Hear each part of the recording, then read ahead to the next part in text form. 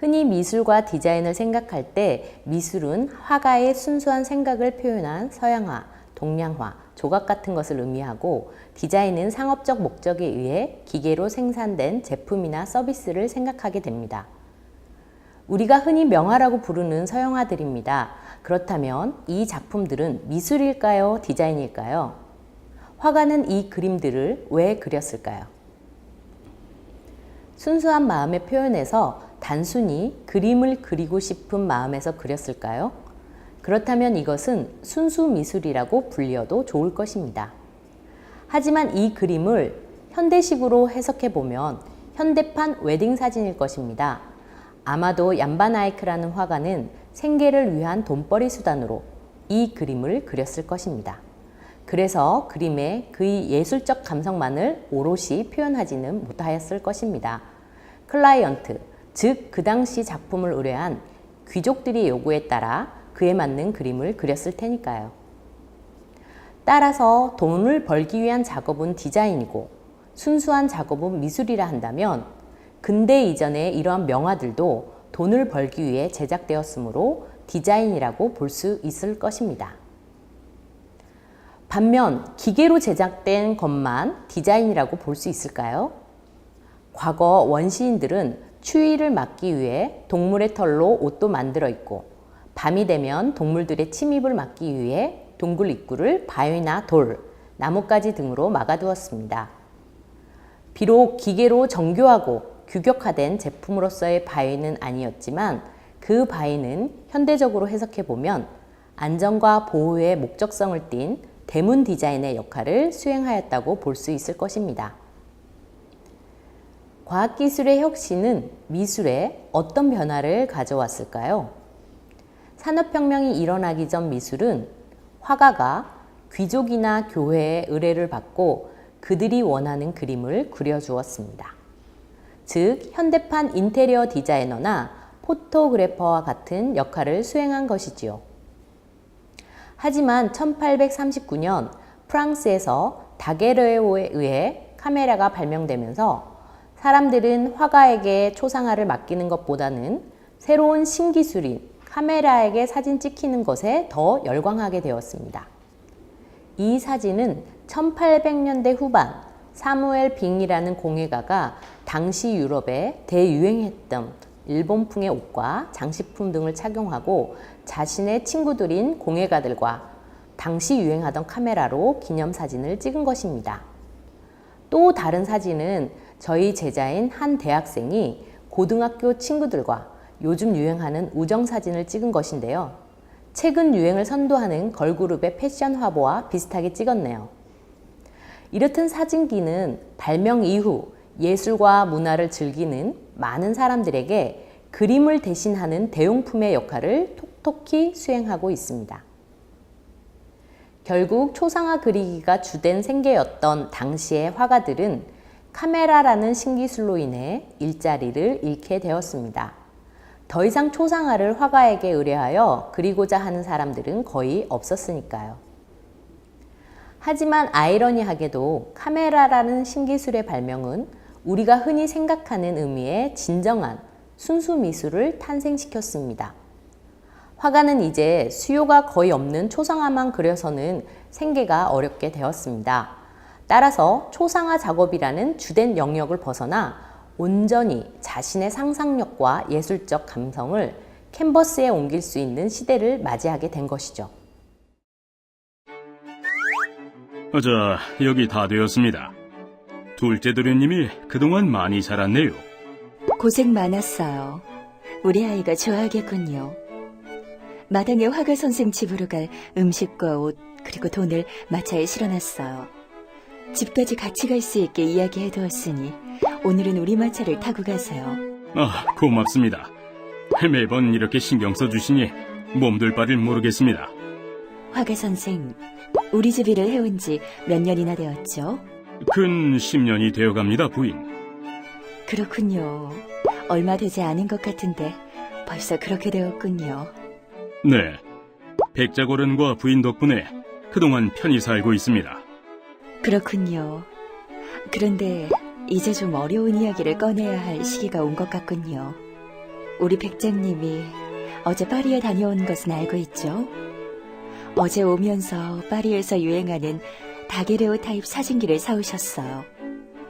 사실 그동안 화가 선생 덕분으로 우리 부부와 큰아이가 살아가는 모습을 잘 기록해 두었는데 백작께서 더 이상 초상화를 그림으로 그릴 필요가 없을 것 같다고 하시네요. 미안하지만 이야기를 해두는 것이 좋을 것 같아서요. 네, 잘 알겠습니다. 사실 저도 둘째 도련님 초상화를 그리면서 마지막이겠거니 생각하고 있었습니다. 파리에서는 이미 사진기라는 것을 많이 사용한다고 하더라고요. 그래서 마음의 준비는 하고 있었습니다만 아무튼 섭섭하기도 합니다. 그동안 잘 살펴주신 마음에 감사하는 뜻을 가지고 있습니다. 그렇게 생각해주니 고맙군요. 무엇이든 유행이라는 것이 있기 마련이죠.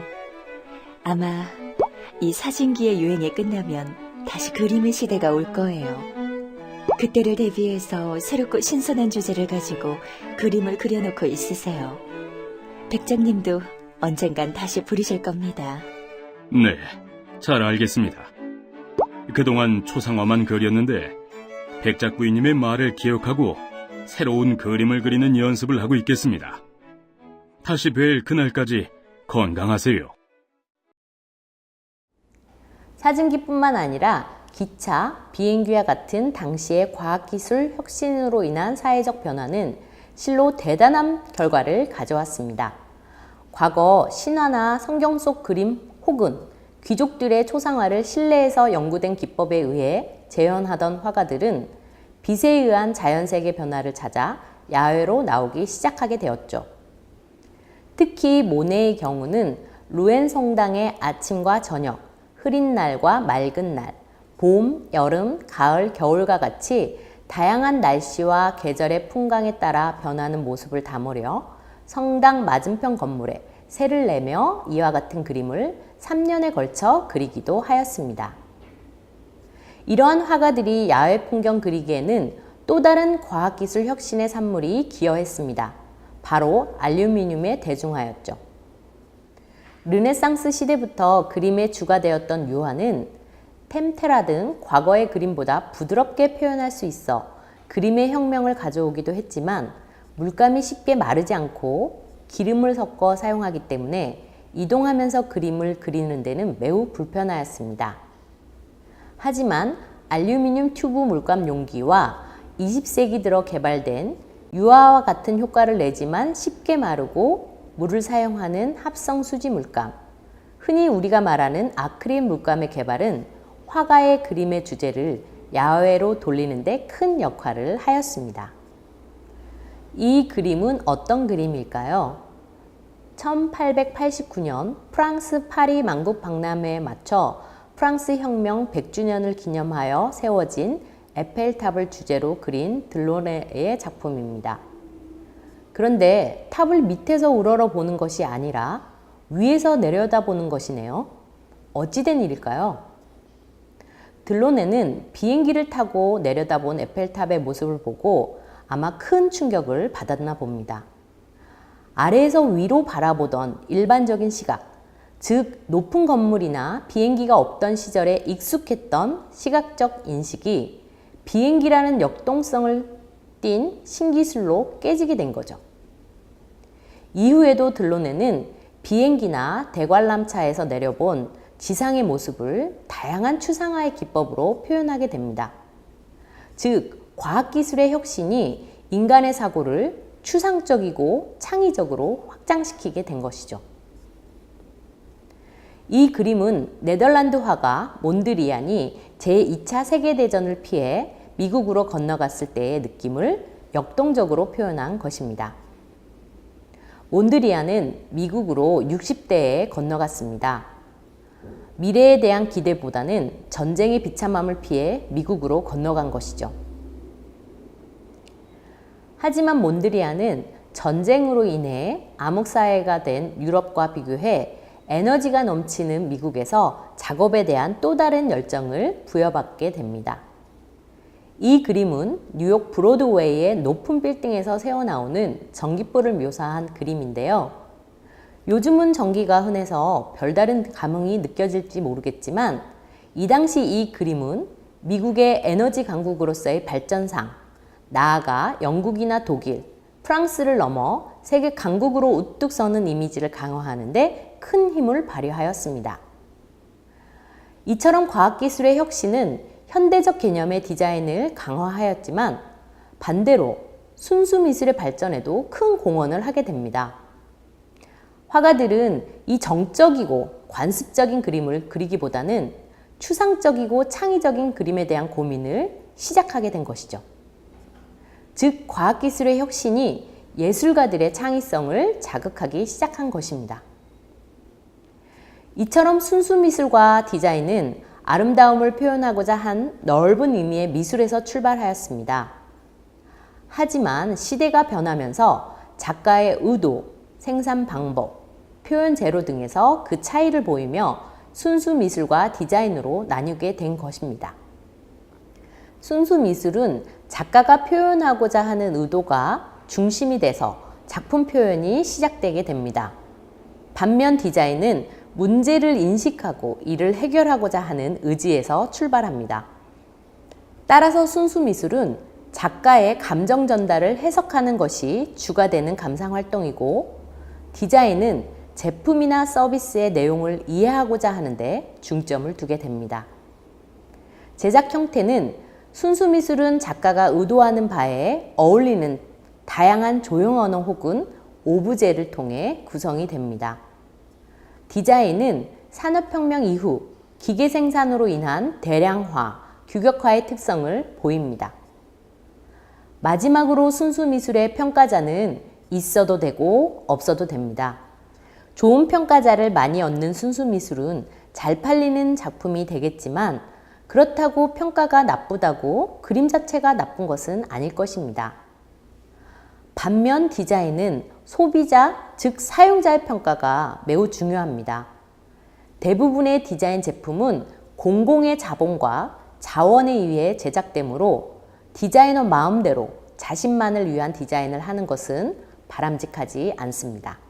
공공의 자원을 낭비하기 때문이죠. 그렇다면 앞서 보았던 원시인이 동굴에 바위를 놓았던 행위는 정확히 어떻게 설명하면 될까요? 곰이 들어오면 안 된다는 문제의식에서 출발하여 이를 해결하기 위해 큰 돌을 밤마다 막는 행위, 혹은 돌이 너무 무거우니 나무문으로 대체하겠다는 아이디어 등은 디자인임에 틀림없습니다. 하지만 이를 기계로 대량 생산하거나 여러 동굴에서 쓸 수 있도록 규격화하지는 못했지요.